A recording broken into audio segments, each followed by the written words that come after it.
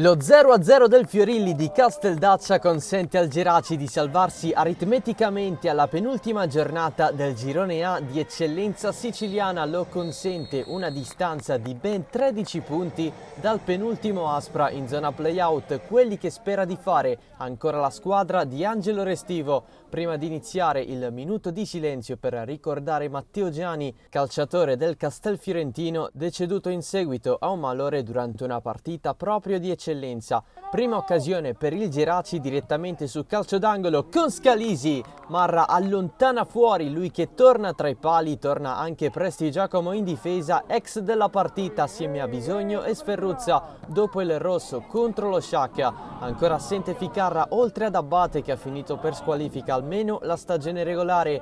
Mirto invece ritrova Giovagnoli dal primo minuto, De Morra si sposta in attacco al posto di Ferruzza che parte dalla panchina con Guadagnoli non al meglio. Notizia positiva, il ritorno a disposizione dopo più di un anno per una gara di campionato del capitano Bakary Niassi. La partita non offre granché, da segnalare episodi più che altro curiosi. Al 23esimo Bisogno e Giovagnoli si scontrano, il gioco si ferma, i due devono momentaneamente uscire dal regolamento, c'è un malinteso con l'arbitro Bassetti di Lucca sui tempi del rientro in campo, ammonizione per entrambi.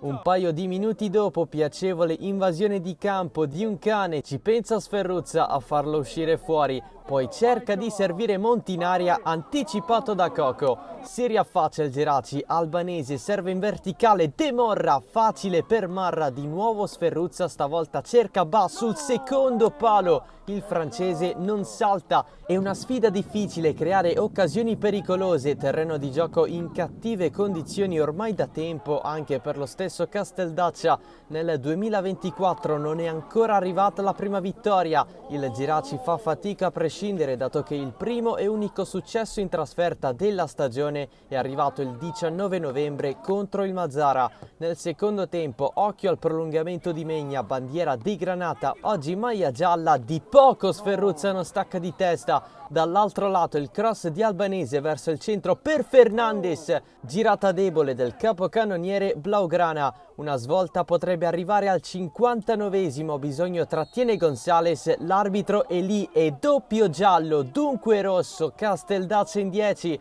Per l'ultima mezz'ora il centrocampista era appena tornato dalla squalifica e la terza partita di fila casalinga in cui il Casteldaccia riceve almeno un'espulsione. La squadra di Restivo però sembra paradossalmente averne di più. Su azione d'angolo, Monti di testa, Barbagallo si tuffa, stesso tipo di sviluppo con il pallone che capita ad Alfano. Entrato dalla panchina, probabilmente non si aspettava di schiacciarla così. Nuovo tentativo di Megna, centrale, il traversione di Pineschi, altro subentrato, attraversa tutta l'area del Casteldaccia. 0-0 al Fiorilli, il Geraci festeggia la salvezza e sarà più tranquillo ad affrontare lo Sciacca in casa. Il destino salvezza del Casteldaccia è appeso alla trasferta contro il Mazzara 46, già sicuro però del terzo posto.